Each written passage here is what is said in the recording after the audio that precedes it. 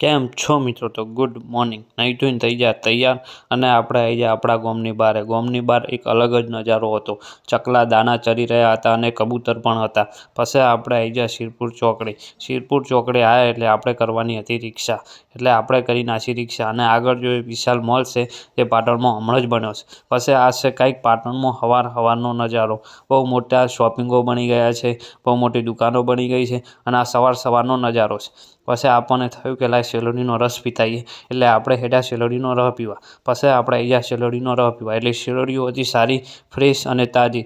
એટલે ભૈયા શેરડીનો રસ સરસ મજાનો કાઢી નાખ્યો. આ બાજુ મોસંબી, ચીકુ, સફરજન, પાઇનેપલ બધા અલગ અલગ પ્રકારના આ જ્યુસ હતા. પછી 50 રૂપિયા આપ્યા એટલે એમને આપણને જ્યુસ આપ્યો. પછી આપણે આવી ગયા દુકાનની અંદર અને દુકાનની અંદર આવ્યા એટલે આપણે લાગી ગયા થોડા કામે. પછી આ બાજુ બળદગાડું જોયું હશે પણ માણસગાડું તો નહીં જ જોયું હોય એટલે આ માણસગાડું.